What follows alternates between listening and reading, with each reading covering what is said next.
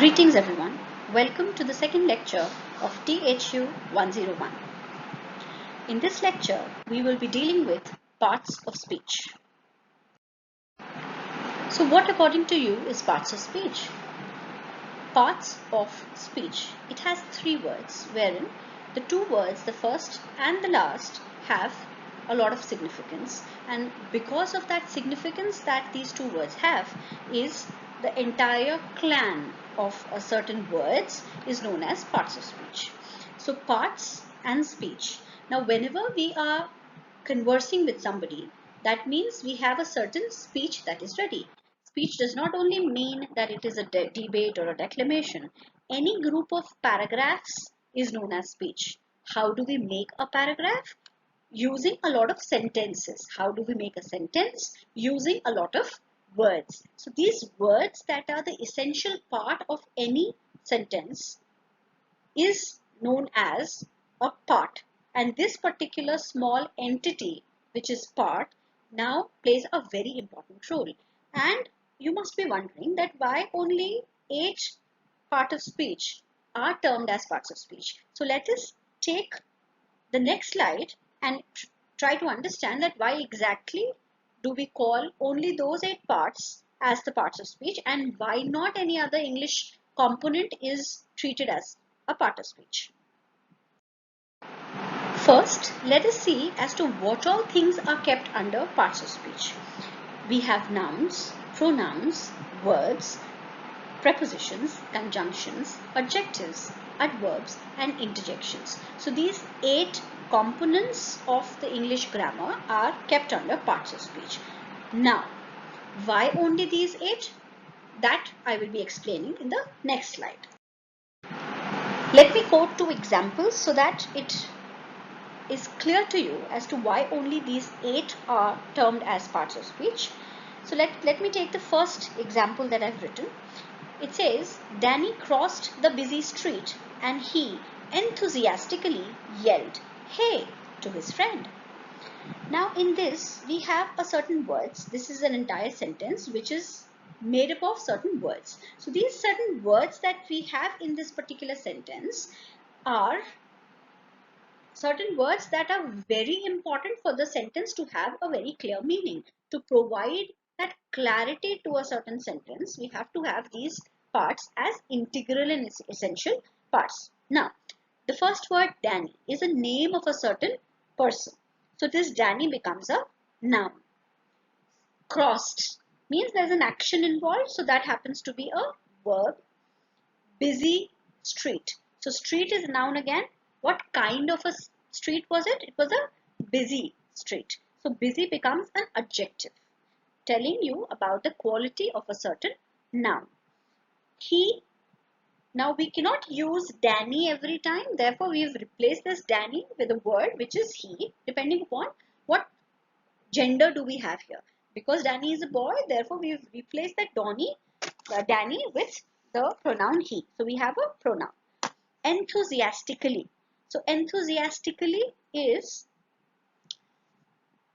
an adverb which is telling you about the quality of yelled, a verb. How did he yell?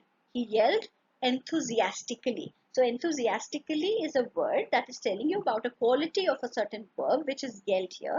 Therefore enthusiastically is an adverb. Yelled, again, it involves an action.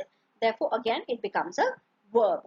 Hey, with an exclamation mark. So this hey with an exclamation mark, it is an interjection, a sudden feeling or expression of feeling that you express without giving it a thought.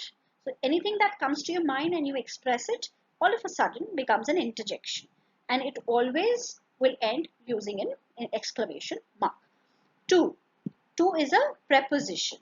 His, again a pronoun, and friend, again a noun. So this particular sentence that we have has all 8 parts of speech in one sentence. Now try removing any one of the entire sentence. Suppose I remove Danny.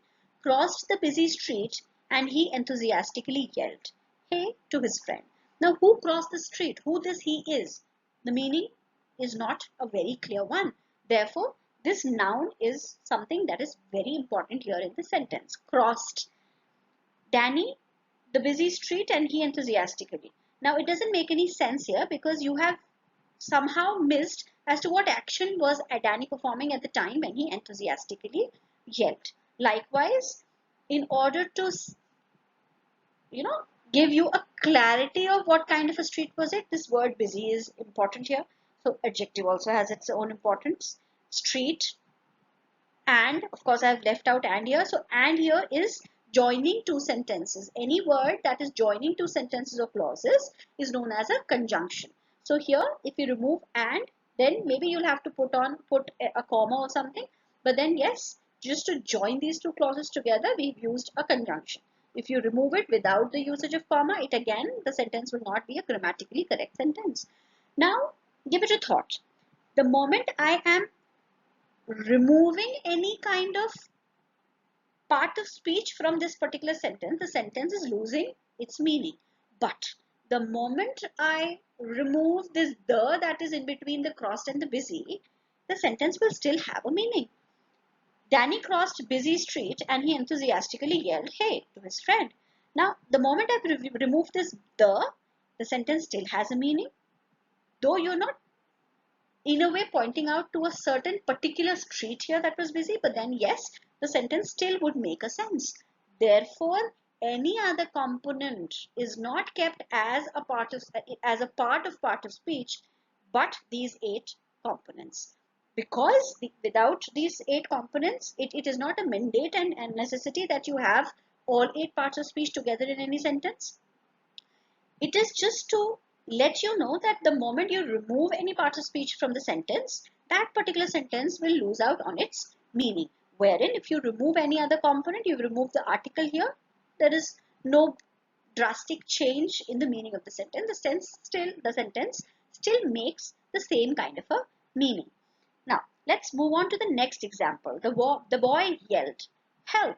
and he saw a brave dog quickly run to the rescue. Again, if you remove the boy yelled, it's okay. You can have that sentence as boy yelled. Though you're not in this case pointing out at a certain particular boy, but yes, the boy yelled makes a proper sense. Again, the boy becomes noun here. Yelled is a verb. Help with an exclamation becomes an interjection and a conjunction. He, a pronoun. Saw, a verb. Again, an article. You remove this, the sentence still has a meaning. Brave, adjective. Dog, a dog. A dog, a noun. Quickly, an adverb. Run, a verb. To, a preposition. You remove the, it still has a meaning. And rescue, again, is an activity being performed, so therefore it becomes a noun again. So all these things clubbed together, you will have a certain sentence that will have a few of the parts of speech or all of the parts of speech in that sentence. The moment you remove any part of speech, the sentence loses its meaning. Therefore, only these 8 components are integral part of speech, and only these 8 are kept under that big umbrella and nothing else. Let us first discuss nouns. So these nouns are naming words, but where from have these nouns or noun word originated? So if I talk about the etymology, the origin of the word noun, it was taken by the Latin from the Greek. So the very first word that was there was a Greek word which was termed as onoma, which meant name. From there, the Latin people took the word and they somehow twisted it from onoma to nomen, and from Latin, English word noun has originated. But all the 3 words, Greek onoma, Latin nomen, and English noun, mean the same, which is name. So nouns are naming words. These naming words could be a name of anything. This anything could be a person. Suppose there's a boy, so boy becomes a noun, and Vivansh becomes the name of that boy. So we have boy as a common noun and Vivansh as the proper noun. Place, so country is a place which is a common noun. You can have a number of countries, and India becomes the proper noun, a special name given to a certain country. Object, So name of an object, it could be a certain tree, suppose, and the name of the tree could be banyan tree. Idea or emotion, love, patriotism, envy, hatred, anything of that sort, right? And then living creature like lion, and the name of the lion, Sher Khan. So lion becomes a common noun and Sher Khan becomes a proper noun. Likewise, we have nouns that express or that are named, that have a name given for quality, loyalty, wisdom. Likewise, all such words that can be named either as common or as proper will be put under the category of nouns. Okay, so types of nouns. As we've just discussed in the previous slide, that the nouns could be of two broad categories, common noun or proper noun. Now, what exactly are common nouns? Why do we call them common?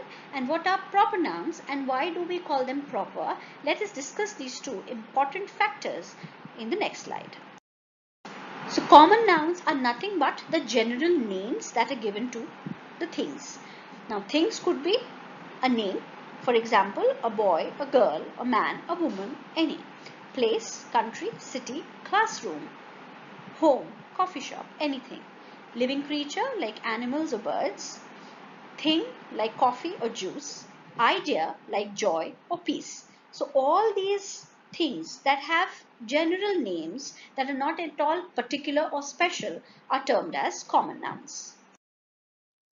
Let's move on to the next noun, which is proper noun. So proper nouns are special names given to person, place or thing. So person, for example, a name of a certain person, Albus Dumbledore. Name of a certain person again, Chota Bheem, or maybe Damon Salvatore. Places, you can have the names of places like Hogwarts, Dholakpur, Mystic Grill. And things like Harry Potter and the Deathly Hallows. It is a name given to a maybe either a book or a novel, or you can quote it as a movie. So name of a movie maybe or a book is Harry Potter and the Deathly Hallows. Then name of a ship, Titanic. Name of a certain television series, Vampire Diaries. So all these things are categorized as special names using which you can have a particular identity to certain thing. So that particular name that gives a certain thing an identity of its own, a unique identity, is termed as a special name or a proper noun. Let us now discuss the different categories of common nouns. So common nouns can be further divided into three categories: collective nouns, material nouns or abstract nouns. So how are collective nouns and material nouns different from abstract nouns? Collective nouns and material nouns can be identified using your sense of organs. You have 5 sense of organs. Using those 5 sense of organs, you can identify collective noun and material noun. Wherein, when it comes to abstract noun, it is difficult or rather impossible to identify an abstract noun, which is just an emotion, an idea or a feeling, using your senses. For example, collective noun is a group of people who are giving out any judgment. So that's a jury. Team, a group of people collectively going towards a certain aim. That's a team. Material noun like iron, gold, and then, or maybe a word, maybe wood. Abstract noun, a feeling, an emotion, an idea like love, peace. So all these three categories, collective nouns, material nouns, and abstract nouns, are put under common nouns. Common nouns have further more categories like countable nouns and uncountable nouns. So countable nouns wherein you can count the number of entities that are there: dog, pen, cup, chair, table. When it comes to uncountable would mean you're not able to count. You can only measure those things like rice, milk, sugar, butter, etc. Nouns can be based on numbers as well. Number here would mean either one or many. So one is known as singular, many would be known as plural. So when it comes to singular nouns, the nouns can be man, goose. Plural, the plural of man will be men and the plural of goose will be geese. So nouns are based on numbers. But if there is only one entity, it will be singular. Multiple entities, it's a plural. It can be based on gender as well.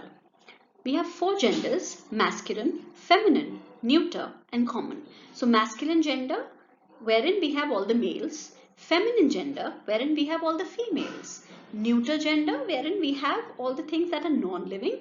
Common gender, wherein identification of the gender of living things is not feasible. In those cases, we put them under common gender. So for masculine gender, for example, we use he or his. Feminine gender, we will use her, hers, or she. Neuter gender, we will be using it as a word. It is a table. Likewise, for common gender also, common gender again would be that gender wherein the entities involved are living, but the gender identification is not very feasible. So baby, a small baby, there's a small baby who's playing with the toys. So you will say that the baby is playing with its toys, right? And you saw a rat moving. So I just saw a rat moving. It had cheese in its mouth. So it, a small animal wherein the gender identification is not very feasible, there in that case we will be using it as a common noun with the usage of the word it. So how do we make a plural noun from a singular noun? Plural noun from singular noun can be made using a lot many ways. Like for instance, man becomes men. So what we've done is we've changed the inside vowel. Man has a vowel which is A. You've changed it to E and it becomes a plural. For example, woman, women. W-O-M-E-N. Goose, geese. Mouse, O-U-S-E, and mice, M-I-S-E. So likewise, you change the inside vowels and the singular noun transforms to plural. There are certain words that end with E. We can simply add an S or any other word for that matter, anything that we have. You add an S to that thing, it becomes a plural. Table, tables, chair, chairs, cushion, cushions, laptop, laptops, likewise. Then there are certain words that end with a Y. For the words that end with a Y and the second last letter, the letter just before the word Y is a consonant, in that case Y gets replaced with IES to make a plural. So story becomes stories, wherein we have replaced I with IES. Likewise, there are certain words that end with a Y, but the second last letter, just the letter that is placed just before that Y is a vowel. In such cases, we do not, I would repeat, we do not replace that Y with IES. Rather, we put an S after a Y to make it a plural. Ray, rays, way, ways. The words that end with S, we usually add ES after them to make it into plural. So dress, dresses. Likewise, CH ending words will also have ES added to them to make it as a plural form. So watch, watches. Then the words that have F at the end or EFE at the end. For example, wife becomes wives, wherein we are replacing FE with VES. Likewise, knife, KNIFE. So FE again becomes knives, KNIVES. The words ending with O will then be made into plural by adding an ES after that O. So potato becomes potatoes. Mango becomes mangoes. Wherein there is an exception to these, there are certain words that are not changed like that. We only have an S added to the last of the word. For example, photo becomes photos, PHOTOS, piano becomes pianos. Likewise, dynamo or any other word that you can think of. There are certain words that not always are made into plural by adding ES after the last letter O. Then there are certain words that end with US. So whenever you have a word that ends with US, you will replace that US with an I. Syllabus, syllabi. Focus, foci. Cactus, cacti. Likewise.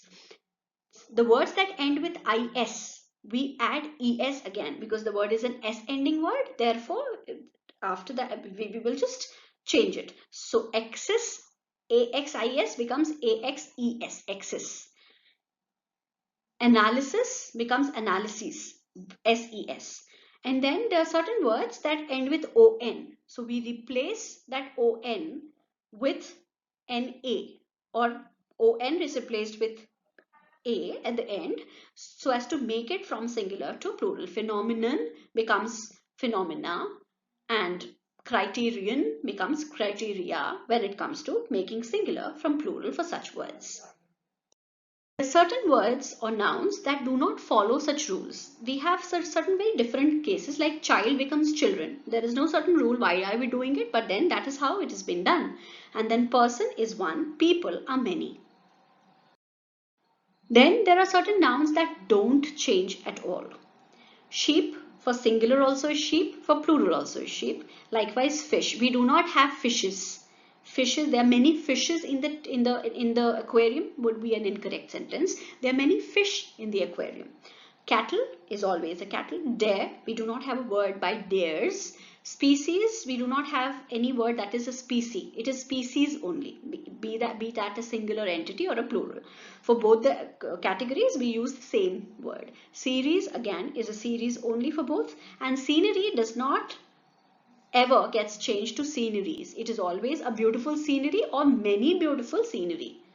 So depending upon what kind of a word you're using before the word scenery will be deciding as to whether the scenery there in that sentence is a singular or a plural noun. Okay, so now let us very quickly know as to what rules will be put along with the nouns. So whenever you have a proper noun, the very first rule is that it will always start with a capital letter, no matter where it is placed. If it is placed at the very beginning, anyways, it has to be a capital letter. But even if it is placed somewhere inside or within the sentence, it will always be starting with a capital letter. And then it may be used, any proper noun, which is a name of a certain person, place, or thing, may be used as a common noun if that particular word that is being used as a common noun refers to the quality of that particular person. For example, suppose I say that roll number 1 is the Virat Kohli of the class. Now this roll number 1 is a proper noun. This is some person, and Virat Kohli, at the very first instant you will think that Virat Kohli, because it is a name of a certain person, a cricketer, therefore that also is a common noun, is a proper noun. But here that Virat Kohli is used as a common noun. Why?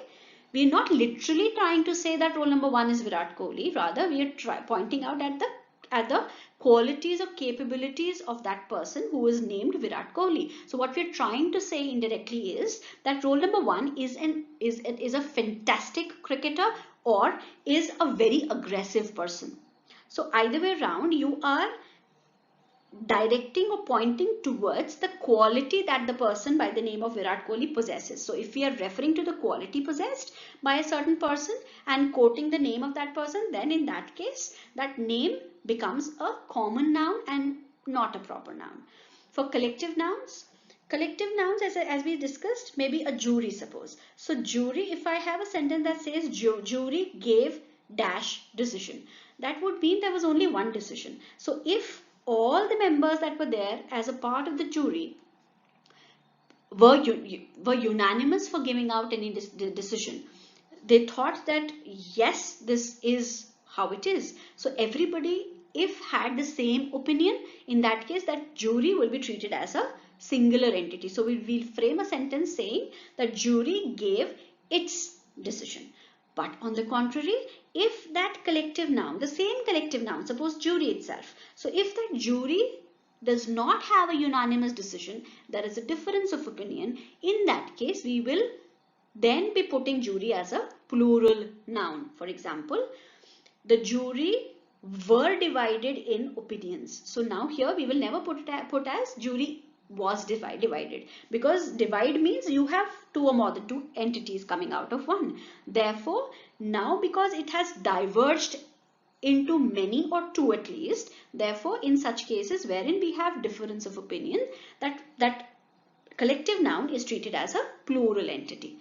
Material noun and abstract nouns, you will never have any plural of these. For example, if I have love as a noun, abstract noun, if I put an S, if I make it to plural, the meaning changes. Now it becomes verb and no more remains An abstract noun, love. So love is a feeling. The moment you put it as loves, now it becomes an action. Sita loves Ram. So loves now is an action that is being performed by Sita towards Ram. So there it is a kind of verb, a transitional verb, wherein the action is getting transferred from one to another, but the moment, that is the moment we've added that s or to make it a plural, that abstract noun has lost its own identity. So you will never have any kind of abstract noun or material noun wherein you can add an s or an ies or etc., any other rule that may imply to make it into plural. For example, for material noun, if I have a word which is wood, so the furniture is made up of wood. The moment I put it as woods, now woods is a forest. Now you've changed the meaning. So wood is a component, a material using which you are, a matter using which you are making something. The moment you've added an s to it, you've put it as a plural. The word which was a material noun earlier, now no more is a material noun. Now it has changed to, woods mean a forest. So it is a common noun. With this, we come to the end of the first topic, which was nouns. I hope everybody has understood what nouns are. Thank you so much.